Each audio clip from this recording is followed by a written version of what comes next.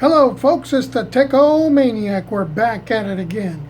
This time we're going to do a review, an honest review. I'm going to give you my honest review on the TP-Link AX6000.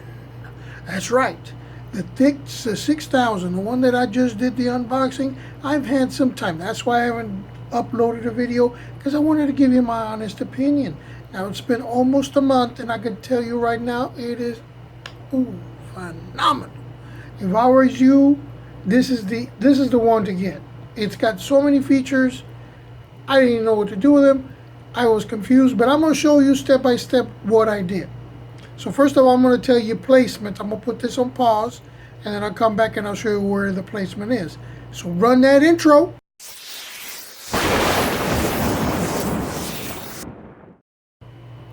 Alright folks, we're back, and sorry for the little shakiness. It's my computer right now.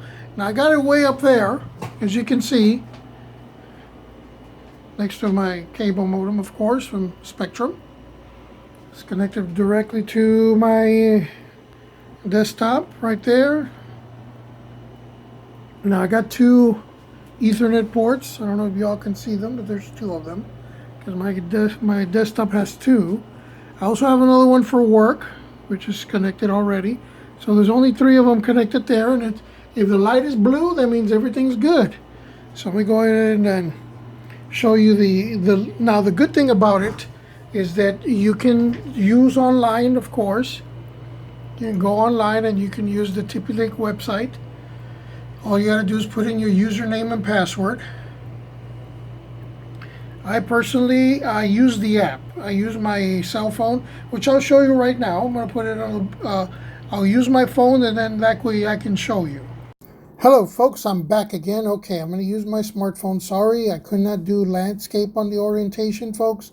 So, of course, this will show you how I actually set up my TP-Link wireless router. Now, of course, you would have to go into the Play Store. Put TP-Link. Now I don't know how to use it in Apple because I don't use Apple products. Sorry folks, but as you can see, you just install it, and I'm gonna open mine right now. Now I did turn on the Bluetooth option on the wireless router, which is a great option to have on a wireless router, because that's the way I set it up. I didn't have to use any other thing but my smartphone. Let's say, for example, you don't have a desktop or your laptop is not there. There could be a case where you don't have your equipment, or you just bought it and you want to just set it up really quick. This is a great wireless router. It gives you 8 ports in the back, as I mentioned earlier, which is even better. Remember, this has its own processor inside, so it does multi things more than you'll know. As you can see, it picked it up automatically, even through my Bluetooth. If I turned off my Wi-Fi, it will pick it up. So once you're inside, it gives you your status, automatically your status. I'm good right there. If you click on it, it gives you that, even the Wi-Fi, it gives you the firmware version, which we'll discuss about that later, how many clients is hooked up to it right now. It gives you your speeds. You can actually do an internet speed test. Now, it doesn't do it through the phone. It does it through its own processor. So it actually goes into the ISP and actually generates its own internet speed test through, the internet itself. So right now it's going to get the results for us so we can check them out. And right, it's bringing them up right now. As you can see, it's doing the upload speeds. And here comes the results. Takes a little bit of seconds. And there's my results. Of course, it's done by Speed Test Powered, so they're affiliated with them, so you know it's a reputable place to get the internet speed test. Now it gives you both channels, which has, by the way, don't be alarmed like, oh, this is a whole new channel. No, it does still use the 2.4, the 5 gigahertz, but in those frequencies, it now gives you an additional frequency, which is Wi-Fi 6. It still provides all the other old Wi-Fis. So let's say, for example, you have the new Wi-Fi 6 enabled devices, which so far I don't have, so I can't test the limitations of the Wi-Fi. So far, I'm only limited to Wi-Fi 5, because those are all my devices. I only have Wi-Fi 5. And I reached that through my ISP, because they're only offering me about almost 500, megabytes per second on downloads, and I've always constantly getting close to it, but I've never exceeded it. So I know that I'm at the limit of my ISP. Of course, it can vary on the speed because sometimes it's up, sometimes it's down. You know how that is. Guest networks, I don't have any guests, so I don't mess around, but you can activate that as well. You go to your clients and they have them all. Now the smart TVs show up. Of course, I put them at the 2.4. That way it's not really priority, because when you're streaming content from online, I have two TVs. They're both like 720. Well, one's a 4K and one's a 720p, but none of them use 4K streaming. So usually they're both in the lower bandwidth, but it does give you an option that, let's say they're misbehaving, you can block them. See that little block button on the bottom? Once you click that on, they have no internet whatsoever. That's another cool thing that they have. But now, like right now, I'm using this one. This is me. It has like a little crown. That's me. I'm using it. But as you can see, when you have the crown, it doesn't give you the option to disable that. You have to turn that off in order for, but you can also change the icons. I don't know if you know that. You can go in here, you click on the icon, and you can change the icon. Let's say if it's a TV, click save, go back, it'll do the update, and there's a TV, as you can see. But I'm just going to change it back to the gaming. Click save, and it's updating it automatically. So see, you can change it. You can change it, the icons, to whatever it is. Oh, let's go back. And there's my wired clients. Those are the ones that are wired through the Ethernet port in the back. I have three. I have another computer at home, which is my work computer, which is not turned on right now. That's why it's not picking it up. By my other two, which is one computer, as you can see, it's picking up both, and they both have the crown, so I can't disable it. Now, after that, you do have Healthcare, which does give you more options on parental control. If your kids are misbehaving or going into those websites that they shouldn't be, you can set, some settings there, which is great to have. You have antivirus. Now, I have saw a couple of reviews that somebody said that they couldn't disable this. Now, I haven't touched the antivirus at all. It came from the factory disabled. So this has always been disabled. I don't know how that guy says he couldn't disable it. It's always been off. I'm sorry. I have my own antiviruses on my computers and on my smart devices. Now, it does give you more personalized online activities that most important to you. So you can go here and you can actually, do standard, which gives you certain standard modes. For example, if you want to set for gaming, streaming. So basically what it means is you can control what is more important to you. So right now, surfing, see, everything's on normal. So, we don't use chatting that much, downloading. You know what? That's right. Gaming, we should put it on the normal. Let's click save. And there, it's already customized. Let's go back. That's the first time I ever do any customization.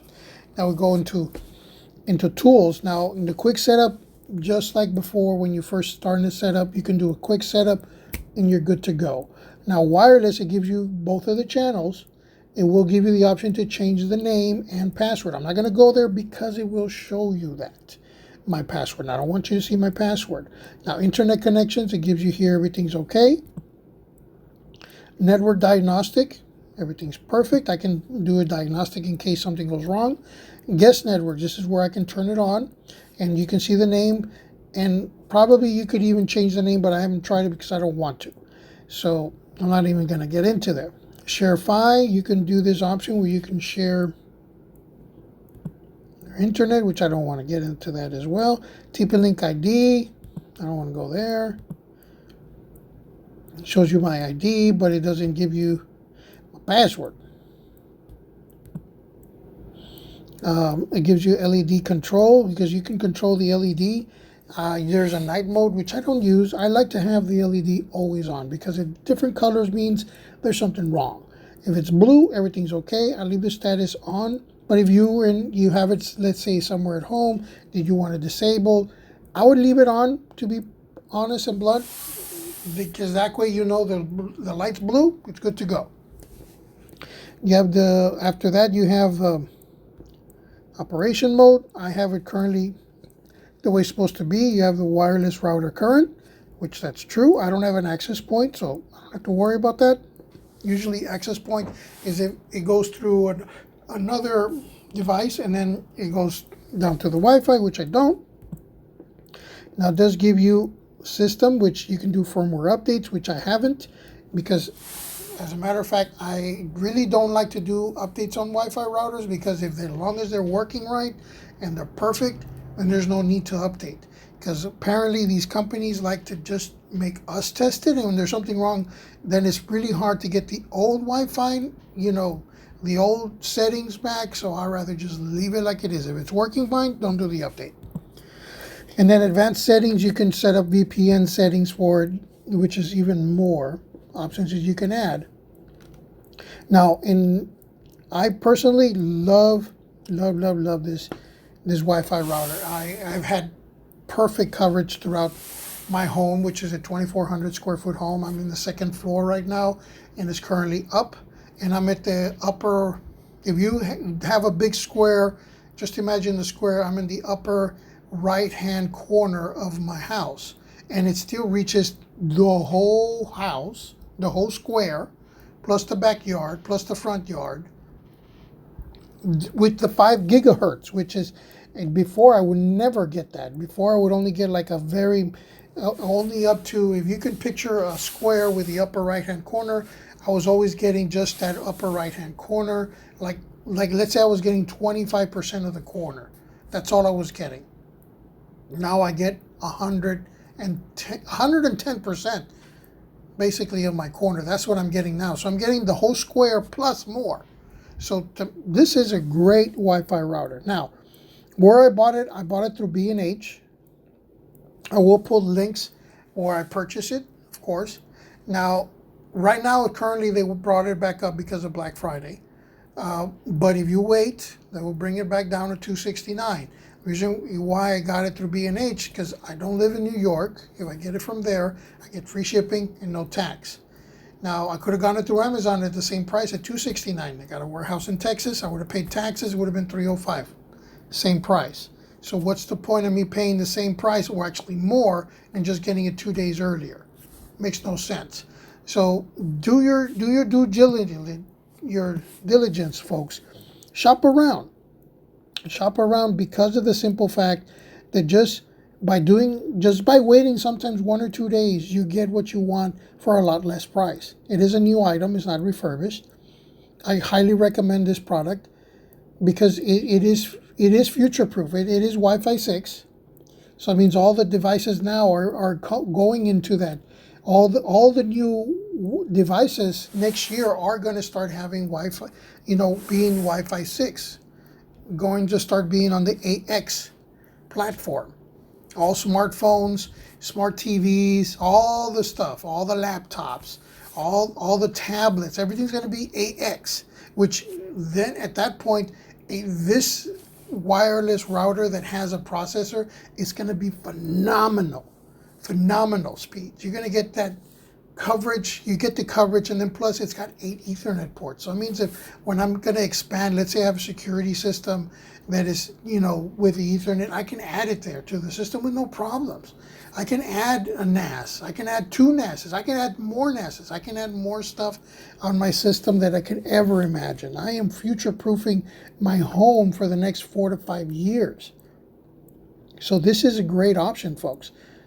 To be honest, and the speed is amazing. I'm pretty sure that if I had an AX platform, I can exceed that the 400 and something that I'm getting right now. I would probably get 1,000 plus, to be honest. So my recommendations, folks, the Archer AX6000 is the way to go. It is a great price, optional features galore. You can still hook up other smart devices. You can hook up USBs as well to it. So you can hook up even more. I mean, this thing has got so much. I can't even put it all in one content. Well, folks, if you have any questions or anything regarding this device that I can answer, go ahead and give me a message. I'll be more than happy to answer it for you. So far, it has been phenomenal. I haven't done the software update. It's working flawless. Never gone bad on me. Hadn't reset anything. It's been beautiful. And yes, I have tested the block feature and it works. Well, folks, till next time, this is the Techomaniac.